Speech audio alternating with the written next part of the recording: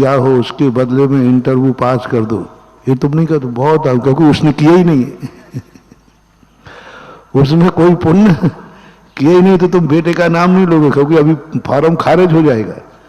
तुरंत भगवान कहेंगे किसकी बात कर रहे हैं बेटा, वो मंदिर तक तो आया नहीं, कभी कभी उसने अभिषेक पूजन किया ही नहीं, तो उसके बदले में क्या दो, तुम्हारा चेक जो है रिटर्न कर देंगे, क्योंकि चेक आपने बेटे के नाम का काटा है कि हमारे बेटे ने जितना पुण्य किया हो उसके बदले में उसको पास कर देना, रिटर्न हो जाएगा।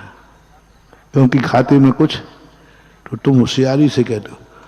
माँ क्या कहती है, भगवान मैंने जिंदगी भर आपके बिना दर्शन के नहीं खाया, आपकी सारी सेवा की है, आपको मालूम है, इसलिए मैंने जिंदगी भर में जो कमाया उसके बदले में मेरे बेटे को पास होना चाहिए।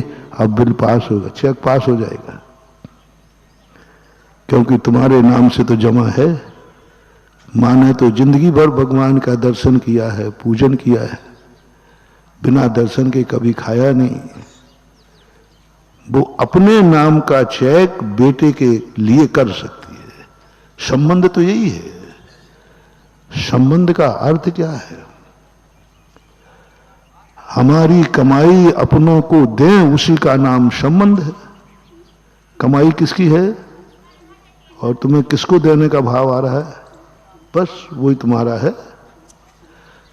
नहीं कमाई तो है, मैं क्यों दूं, तो वो संबंध नहीं, वो तो पड़ोसी है। कि कोई व्यक्ति अपनी कमाई पड़ोसी को नहीं देता, कौन देगा, क्योंकि पड़ोसी से हमारा कोई संबंध ही नहीं है, वो तो पराया है, हम क्यों अपनी कमाई देंगे। संबंध तुम्हारा एक और मोटिवेशन लेते चले। संबंध कैसे माने कि ये हमारा संबंधी है, माँ बेटे का संबंध है, गुरु शिष्य का संबंध है, भगवान का और अपना संबंध है, कैसे जाना तुमने, क्या प्रमाण पत्र है तुम्हारे पास कि तुम्हारा इनके साथ संबंध है। लो एक बहुत सरल सूत्र दे रहा हूं, जब तुम्हारे अंदर तुम्हारे खुद की कमाई, खुद के सुख के दिन, खुद का पसीना, जिसे देने का भाव आ जाए, समझ लेना यही हमारा जन्म जन्म का संबंधी है। उसकी कोई कमाई नहीं है, उसके पास कुछ भी नहीं है, कमाई तुमने है की है, और तुम्हें भाव आ रहा है कि मैं अपनी कमाई इसको देता हूं, मेरी उम्र मेरे बेटे को लग जाए, बस हो गया बेटे का। लेने वाले को नहीं, नहीं उसकी कमाई मुझे मिल जाए, ये नहीं, ये तो डाकुओं का लक्षण है, ये तो जुआरियों का लक्षण है। डाकू क्या करता है, दूसरों की कमाई को, कमाया इसने है और मिल मुझे जाए। तो जब जब आप दूसरे की कमाई लेना चाहें, कमावे ये मिले मुझे, समझ लेना तुम्हें डाकू का संस्कार आ गया, या तो तुम डाकू थे या डाकू बनने का प्रैक्टिस कर रहे। कमाई दूसरे की और तुम लेना चाह रहे हो।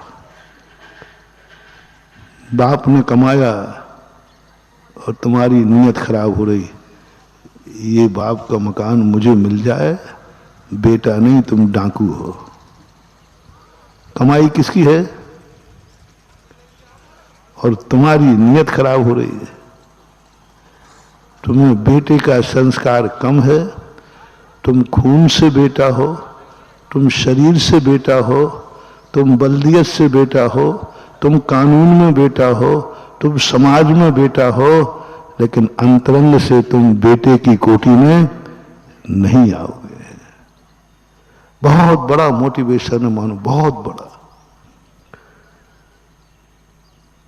पिता की संपत्ति XYZ किसी की भी, डाकू क्या करता है, इसके यहां पैसा है, उस पर उसने नीयत खराब कर ली, ये मुझे चाहिए, और तुम्हारे बाप की संपत्ति थी, अब तुमने नीयत खराब कर ली। उसने तो कम से कम दूसरे जानों को नीयत खराब की, तुमने तो बाप की संपत्ति पर नीयत खराब की। और फिर ये और सोचा क्या करूं, कैसे तिजोरी से पार करूं, कैसे छकाऊं पिताजी को। ओह महानुभाव, कभी चोरी का भाव आ जाए तो सारी दुनिया में डाका डाल लेना, लेकिन अपनों के यहां चोरी करने का भाव मत करना। घर में चोरी, पिता की संपत्ति पर चोरी, प्लानिंग बना रहे हो ये संपत्ति पिता की कैसे अपने नाम हो, कैसे करें, साम से, दंड से, भेद से, अच्छे से, बुरे से, डरा के, धमका के, ये सब हो रहे हैं कि नहीं, बोलो ना। हाँ, और दुनिया की दृष्टि में तो हम तो डाकू है ही नहीं, हम तो डाकू है ही नहीं, बाप का माल अपना माल। हाँ, कर्म सिद्धांत कहता है नहीं, तुम बाप की संपत्ति पर नियत खराब नहीं कर सकते, तुम उसकी नियत खराब नहीं करो, उसको हड़पने का प्रयास मत करो। ना तो नियत खराब करो, ना हड़पने का प्रयास करो, और उसको प्राप्त करने का कोई षड्यंत्र भी मत रचो। ये डाकुओं का काम है। डाकू लोग दूसरे की संपत्ति देख करके पहले तो नियत खराब करते, फिर क्या करते हैं, फिर प्लानिंग करते कि इसको कैसे लूटा जाए। अब लूटने के तरीके तो बहुत सारे होते हैं, सीधे से मिलेगा तो लेगा, और नहीं मिलेगा तो बंदूक भी लगा सकता है, मर्डर भी कर सकता है, डाकू कुछ भी कर सकता है। अब तुम और बताओ रे घर घर के डाकुओं, तुम्हारी नीयत खराब हो गई पिता की संपत्ति पर, नीयत खराब की बात कह रहा हूं। और नीयत खराब होने के बाद अब तुम दूसरी प्लानिंग क्या करोगे, ये मेरे कब्जे में कैसे आए। अब उसको लेने के लिए बोलो क्या क्या कर सकता है व्यक्ति, पूरा डाकू सिस्टम लगाओ। तुम संसार में रहते हो, बोलो क्या क्या कर सकता है। झगड़ा कर सकता है कि नहीं बाप से, तुम्हारी संपत्ति पे नहीं, बाप की संपत्ति पर झगड़ा कर सकता है कि नहीं, कहा सुनी हो सकती है कि नहीं, कई एक आध ज्यादा नहीं, हाथ पैर भी उठ सकते हैं कि नहीं, कोर्ट भी जा सकता है कि नहीं, और अंत में और कह दो भली हजारों में एक आध निकलेगा, निपटा भी सकता है। कई बेटों ने बाप को मार दिया, किसके लिए, हम पेपर में पढ़ते रहते हैं,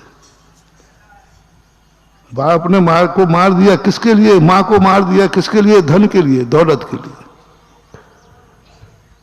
कई उदाहरण ऐसे भरे पड़े हैं। पूछा जब पकड़े, और क्यों, बोले माँ बाप संपत्ति नहीं दे रहे थे तो हमने मार दिया। हमारे शास्त्रों में कहानी है, बेटे के अंदर कितने लोग हैं जिन्होंने राजगद्दी पाने के लिए अपने बाप को ही मारा है, हुए हैं कि नहीं ऐसे। गद्दी किसकी थी, पिताजी की, राजा वो थे, सब उन्होंने कमाया, लेकिन बेटी की नीयत राजगद्दी पे खराब हो गई तो यहां तक उतर गया कि उसने बाप को मार दिया। ऐसे शास्त्रों में इतिहास भरे पड़े। नहीं महानुभाव, क्योंकि नीयत खराब होने के बाद ये मन किसी भी स्तर पर उतर जाता है। रिपीट करो, नीयत खराब होने पर व्यक्ति किसी भी स्तर पर उतर जाता है। इसलिए हम लोग बार बार कहते हैं किसी पराई वस्तु पर नियत खराब मत करो, चाहे वो बाप की संपत्ति क्यों ना हो, क्योंकि तुम्हारी नियत की खराबी तुम्हें किस स्तर पर उतार देगी एक दिन बाप का हत्यारा भी बना देगी। इसलिए जैन दर्शन कहता है किसी की भी वस्तु हो,